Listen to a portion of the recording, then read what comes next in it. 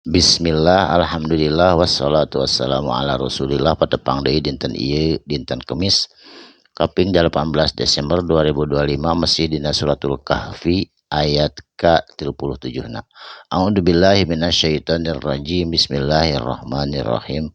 Qala nyarios itu rijal muslim, rijal anu mukmin lahu ka umat kafir nyaeta babaturanana ngebon. Jadi hartosna urang oge jeung umat kafir meunang rek ngebon babarengan, rek bisnis babarengan, ulah soteh jeung umat kafir ubudiah, urang milu ka gereja atau manehna milu ka masjid eta mah teu kenging. Saterasna sahibuhu kababaturanana nyaeta umat kafir anu rijal kafir tadi anu beunghar teh. Wa huwa jeung ari itu si muslim, rijal muslim, yuhawiruhu neruskeun obrolanana. Bari pok nyarios eta si muslim ka umat kafir bari di kebon. Akafarta nah anjeun make ingkar, make kafir anjeun cenah kitu. Billadzi kazat anu khalaqaka geus nyiptakeun anjeun. Padahal teh diciptakeun teh ku Allah. Nah make kufur ka Allah. Terus gundam catur di kebon si eta rijal muslim jeung umat kafir. Anjeun teh diciptakeun ku Allah teh ming turobin tina taneuh. Summa tuluy Allah nyiptakeun anjeun teh minut fatin tina cai hina tegasna cai mani anu bercampur.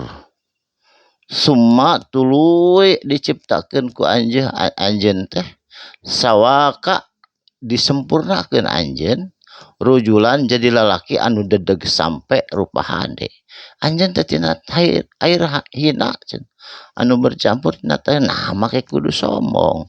Kitu gunem caturna eta si umat muslim jeung kafir di kebon. Saterasna lakinna tatapina ari kami ari kuring ceuk umat muslim teh mah berbeda jeung anjeun. Wa ari kuring mah boga pamandegan huwa ari itu pangeran teh Allahu Gusti Allah. Robbi anu ngurus ngatur kami kuring pangeran kuring. Wala usyriku jeung teu aya pamusyrikan bi robbi ka pangeran kuring ahadan ku saurang ogenan. Henteu nyembah berhala, henteu nyembah nu sejen. Teu aya pamusyrikan ahadan ku saurang ogenan. Ceuk eta umat muslim ka umat kafir bari di kebon. Saterasna ketika bade arasup kana kebon anu sakitu endahna pinuh ku tatangkalan blus duanana asup ka kebon eta si kafir. Saterasna walaula iddakhalta nah anjeun teu ngucapkeun masyaallah cenah. Iddakhalna samang-samangsa anjeun asup jannataka kana kebun anu sakieu mewahna. Kulta sanyana anjeun teh kuduna nyarios kieu. Masyaallah ieu teh kersaning sadayana kersaning Allah. Sadayana oge itu dikersakeun ku Allah. La kuwata teu aya kekuatan illa billahi kajaba kekuatan Allah. Tah kuduna mah ngobrol kitu anjeun ke kebon sakitu alusna kieu teh. Bisi diazab ge ku Allah kitu nasihatna si eta rijal muslim ka umat kafir. Intaroni lamun kitu anjeun mah seperti nganggap ka kami teh sepi. Ana sabnyana ari kuring ceuk umat muslim.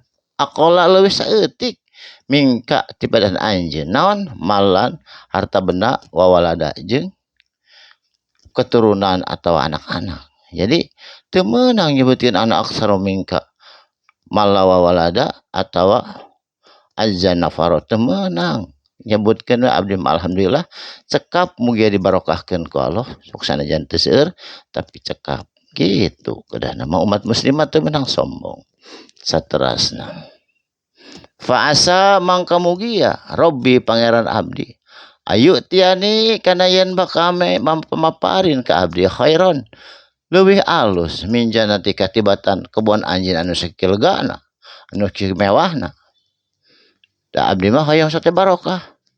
Taku kituna Allah ngazab ka eta kafir wa yursila alaiha maka dikirim alaiha kana eta kebon husban teh sambaran petir anu ngaduruk kebon eta kabeh.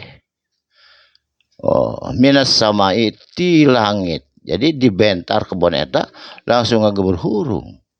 Patusbih mangka dijadikan eta kering kerontang saedan tanahna Zulafa anu licin anu teu bisa dipelakan garing sapada harita tah kitu kasombongan umat teh kahade ulah sombong ayus biha atawa eta teu aya deui aliran maun cai hak kana eta kebon gorong saat kering kerontang kurantaran disamper petir falang tas tati jeung henteu kawasa henteu tiasa lahu kana eta cai jeung kebon tolaban kana mencari kehidupan. Jadi anjeunna kering kerontang panehanana oge sapada harita ka umat Islam teh hayang dipapatahankan agama keun bae saeutik ya asa barokah. Jadi ieu teh kisah hikayat umat kafir jeung umat muslim di kebon ngobrol nyarioskeun naon anu terjadi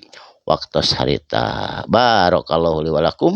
Mugi aya manfaatna sakalimah dua kalimah insyaallah patebang di dina waktos anu sami. Usikum wa nafsi bitaqullah. Wassalamualaikum warahmatullahi wabarakatuh.